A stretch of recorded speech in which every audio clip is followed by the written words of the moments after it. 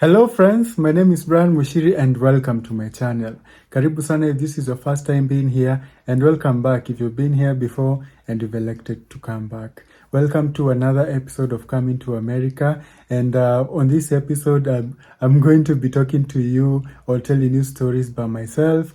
My dad is not available today, but he's going to be joining me on next week's episode, which is probably going to be the last episode. So if you want to know how our trip ended and some very exciting details about our whole experience in the US, make sure you look out for the video, and it will be coming out next Wednesday. It's yet another very cold evening here. It has been raining all day. I've been expecting it to stop raining at some point so that I can record the video without too much interference from the noise from the rain hitting the iron sheets, but it hasn't relented, and I just decided to just do the video.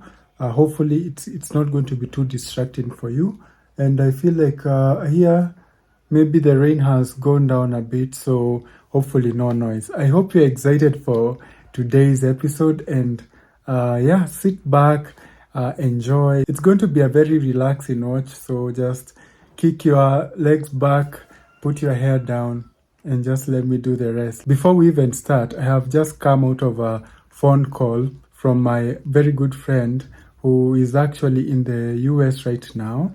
She's in Washington D.C. and she has gone there to attend the Mandela Washington Fellowship Summit.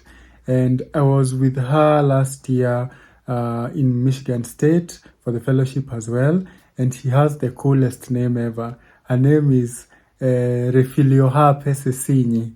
So she's from Lesotho, and she's a dear friend of mine, and she was able to go back and attend the summit. And I felt like maybe that was a sign that today I should be talking about the events at Washington D.C. because that is another place that we got to visit, and it is an interesting story because there were very many ups and downs, and I'm going to take you all through that. As we finished last week's video, I promised you that I will be talking about some experiences that I really didn't expect when I traveled, and one of those experiences was the fact that I fell off my wheelchair. So this has never happened. For the 10 years that I've been a wheelchair user, I've never had an accident of any kind. I'm always a very careful driver when I'm using my wheelchair, and I'm very aware that should I fall, I would probably break something, and the worst thing is that I wouldn't even know. Let's say I broke my leg. I wouldn't know immediately that I've broken my leg because, again, you have to remember, I can't feel any pain. I have no sensation. So I'm very aware of being careful and very aware of my movements, or driving my wheelchair on terrain that is sketchy and not predictable, terrain that makes my wheelchair move around a lot. So I'm very aware of that. So it was the second week of us being in Michigan State University, and it was on a Sunday, remember. We were supposed to drive from the university to this big complex like mall. I shouldn't even call it a mall because it's just very many shops, very many popular shops like Nike, Adidas, Crocs, and all those brands that you can think of. It was almost a 45-minute drive. We used the Michigan bus, which if you remember last week's video, I mentioned how it was wheelchair accessible, but I wasn't using a wheelchair, I was using a scooter. So a 3-wheel scooter. So it was very fast, very comfortable, but it was 3 wheels.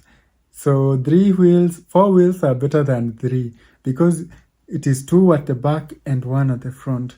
So I used to feel like if you navigate through corners at high speeds, you could feel it like one wheel just going up, and it wasn't that stable. But for flat surfaces and for small speeds, it was perfect for going around campus. So we get in the bus, and I'm strapped in. I don't transfer from my scooter to the bus seat. 10 minutes in the journey, I'm holding on to my controller, or to my wheels, my steering wheel, like this.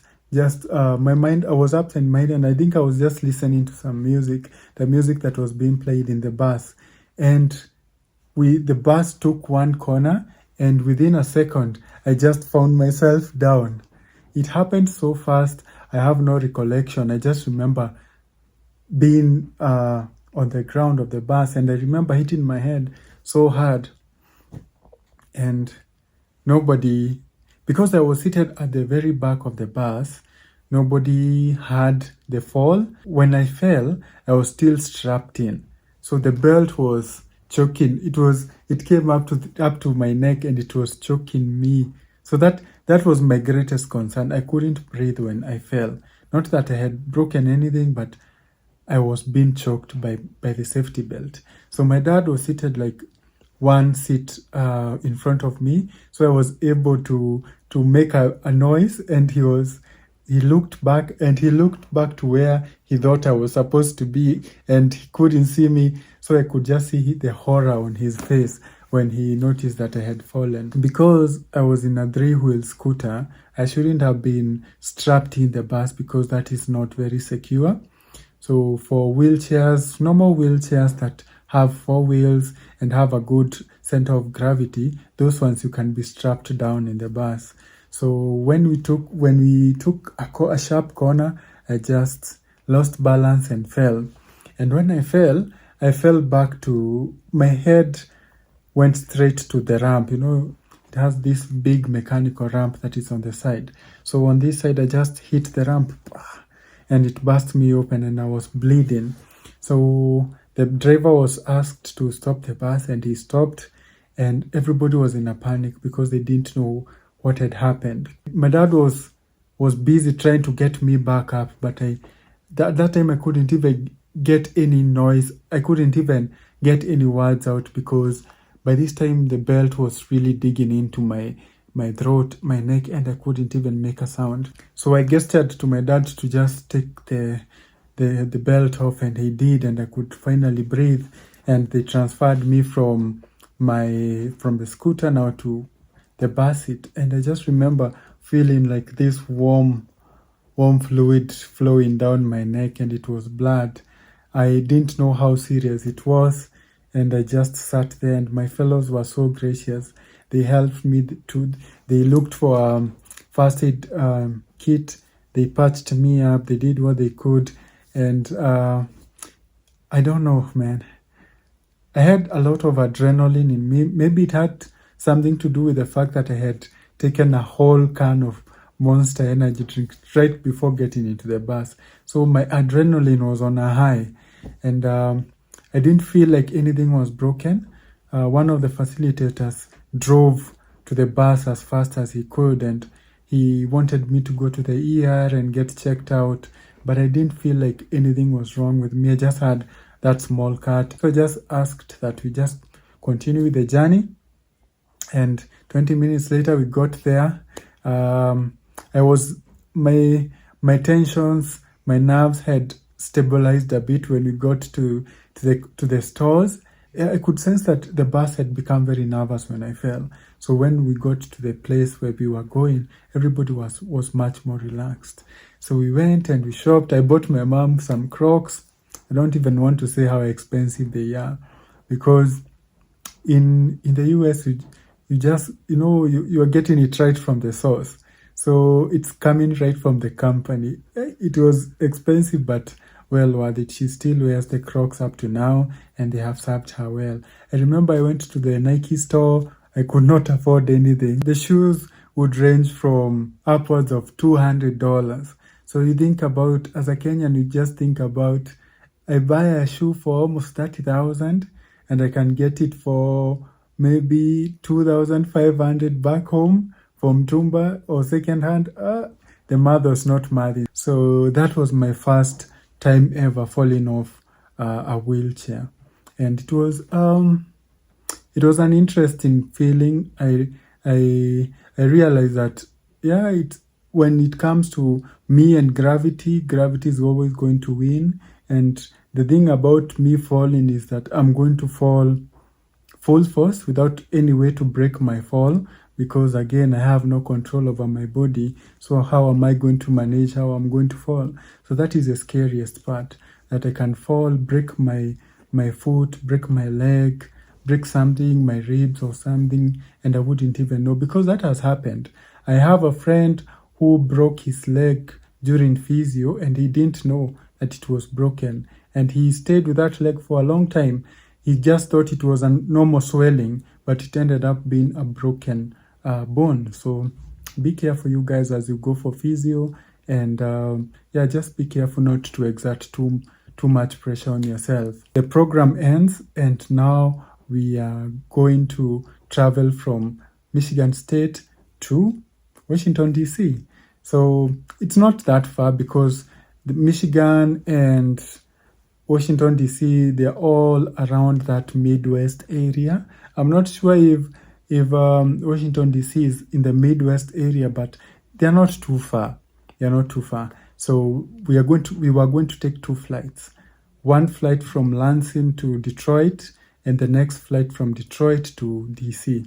So we all traveled on a Sunday. So this is, when I say all of us, this is everybody in the program. So 700 of us traveled on the same day from all the respective campuses to DC, and not only to DC, but to one hotel in DC, a very special hotel.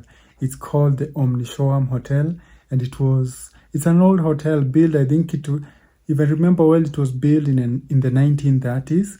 It has over 900 rooms, right in the middle of DC, right in the middle of it all, so not too far from the monument, the White House.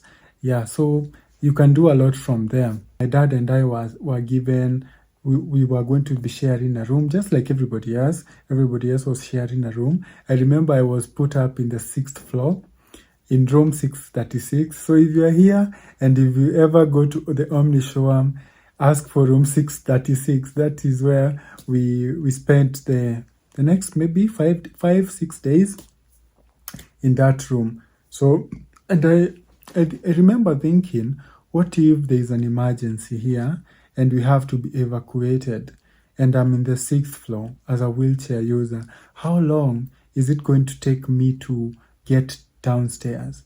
And maybe in a case where maybe there is a fire, you are told not to use the elevator.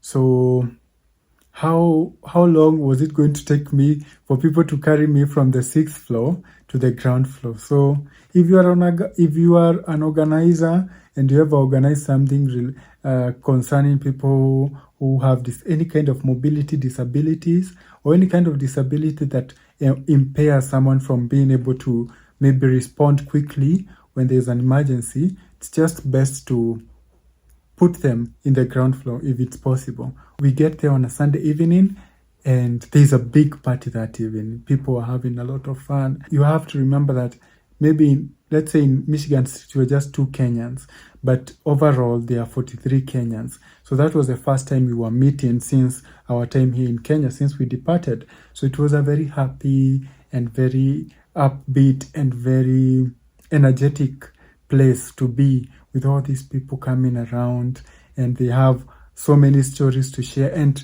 at that point, everybody wanted to network. So there was a buzz there, full of activity. Monday is the first, I don't want to call it orientation, but there was a name for it, but it was the first time we were having a big meeting for all of us to just to welcome us for the summit, to welcome us to the summit. And so it is 700 of us in this conference room where the Mandela Washington was created by Barack Obama. So very special place to be. This hotel has been the place where very many presidents have had their inaugural maybe speeches or acceptance after they have won an election. It started all the way in the 1930s when FDR Roosevelt came to that hotel to announce that he had been elected as president. And an interesting story about Roosevelt, I think at some point he was using a wheelchair, and because of that, the hotel made its premises a bit more wheelchair friendly. So they added lifts and they put ramps where they didn't exist. So I actually, thinking about it, I benefited from the fact that there was once a president who used a wheelchair, and because of that, they made the place wheelchair accessible. After the summit ends, I am going to drive off, and then my wheelchair turns off suddenly. I don't know why, but it simply won't move. So I panic and I call my dad. My dad is in the 6th floor, and I ask him, could you come and help me out? Know what we need to do, because I realize that there is a problem with the wheelchair when everybody else has left. So I took this video where I am all alone in this massive conference room, and my wheelchair won't move. So a few minutes later, my dad came. We couldn't figure out what was wrong, so he just pushed me. In this part of the story, I'm not using like a scooter that has been provided by the fellowship. I'm using my own wheelchair, like a small wheelchair. So my dad pushes me, and we go back to the room. When we go back to the room, we realize that the wheelchair is not charging. The battery is not charging. So the battery has run out of charge, and it can no longer move. So I transfer from the wheelchair and onto one of the couches there, and I just start watching TV. So that evening, guys have been told to go out, get into buses so that they can go and see the Washington Monument. They can go and see the White House and all these wonderful monuments in D.C. But I can't go because I don't have a wheelchair, because I don't even have a way to get to the bus, because my wheelchair is not charging, and I don't want to have to be pushed everywhere. So I just sit there. That was one of the lowest moments.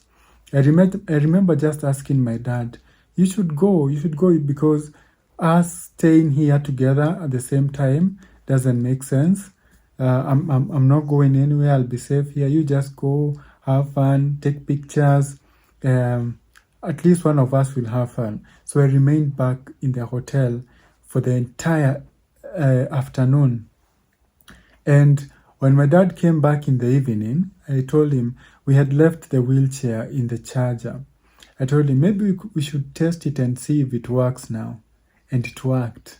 So the wheelchair was running again. So I guess maybe it has fixed itself. So I get on the wheelchair, I go downstairs, I receive the guys as they are coming back from this awesome trip, and I'm feeling so left out. I'm feeling a lot of FOMO because I didn't get to see the monuments. I was just in the room feeling depressed. But we end up having a wonderful night at one of the gardens there, because the fellows used to meet up there in the evenings, and people used to have a lot of drinks. They used to listen to music and dance. Very energetic place. But as the night is ending, the wheelchair cuts out again. It no longer wants to move. So I get a bunch of friends to push me back to the 6th floor, where now I am now stressed because I know my wheelchair is dead. And I'll have, for the rest of my time there, I'll have to be pushed around. And my dad will have to push me around. And I know that is going to be spoiling the experience for him as well, because he has to be tied to me all the time. So the following day, he pushes me to breakfast. We have breakfast. We have a good time. We attend the first session, and now it's time for lunch. As he's pushing me from where we had the first like meeting to the lunch hall, something happens. Something familiar happens. In a moment, maybe 1 second, in a 1 second notice, I am down on the ground. And I remember hitting my head on the floor so hard, because it was a tiled floor. And I remember it well because it was up.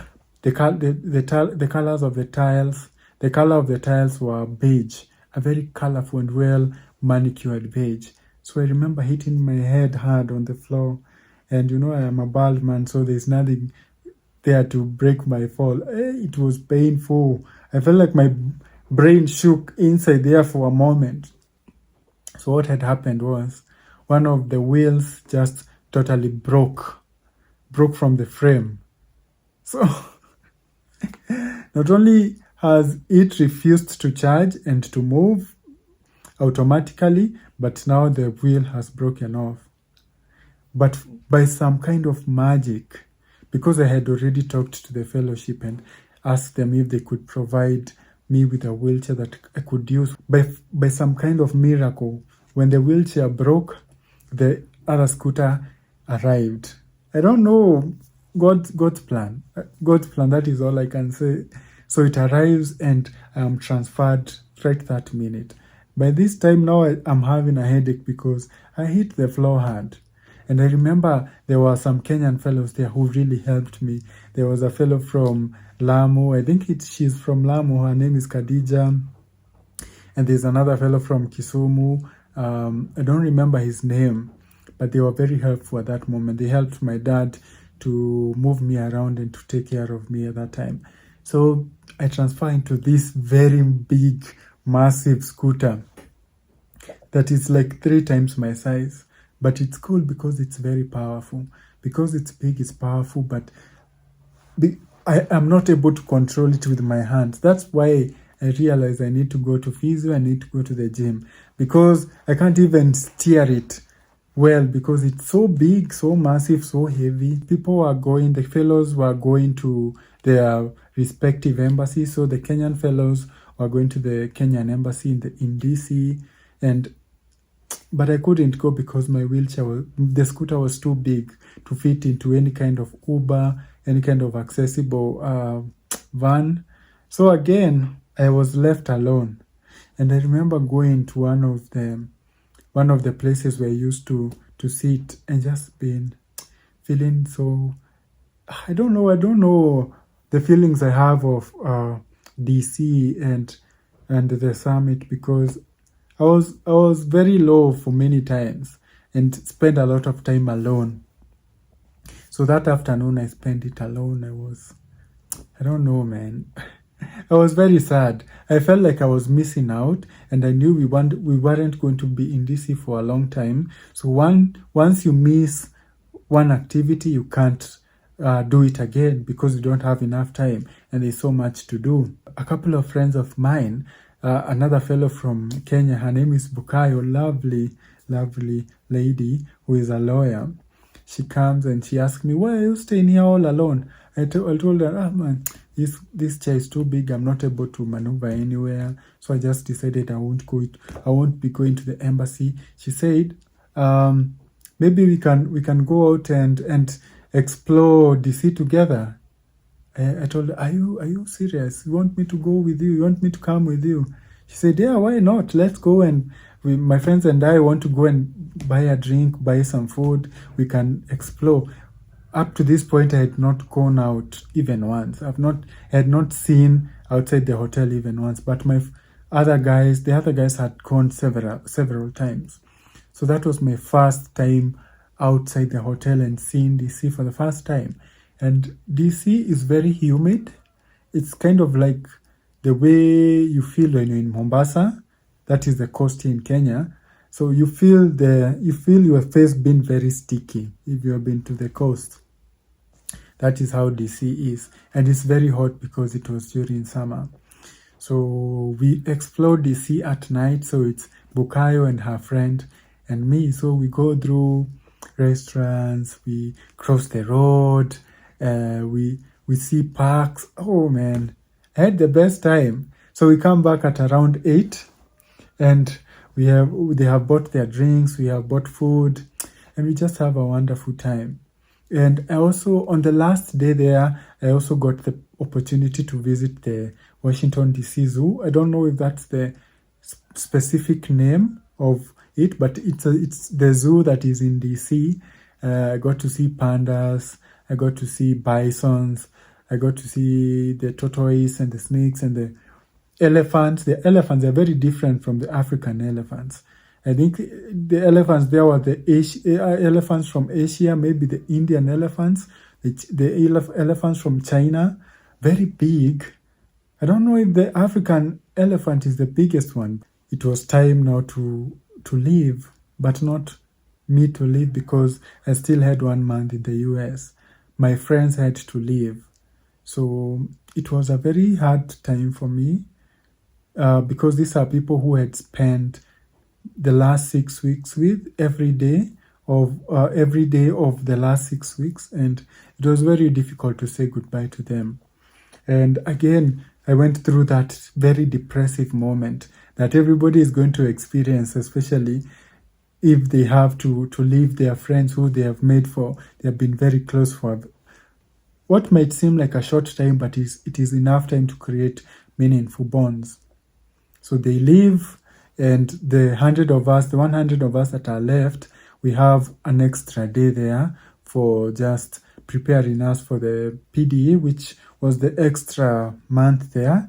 And the following day, wake up, get into vans, and we drive to the airport. Now at this point, my broken wheelchair, there is no use of carrying it. So I just leave it in the closet of the hotel. I talked to the fellowship and just reasoned with them. I told them, please help me figure out how I'm going to leave this wheelchair here, because it makes no sense me flying it out to Minneapolis and then back to Kenya, just scrap metal, because I can't even sit on it. And they were gracious enough to accept for us to figure out how we are going to go about it. So I left my wheelchair in Omnishoam. We went to the airport without a wheelchair. This is the beauty of airports. You can just maneuver around without your personal wheelchair. So we get to, is it called Ronald Reagan Airport? What is the airport in DC? I don't know. I think it is. So we get there, and then we board our flight for Minneapolis. And it's a 2-hour flight.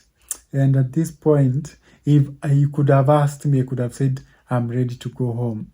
Because there's so many things that were going wrong. I don't have a wheelchair. I am feeling sad that my friends have left. And I have fallen sick because I have already started developing pressure sores in my back. And these pressure sores have started getting infected. And now I'm sweating.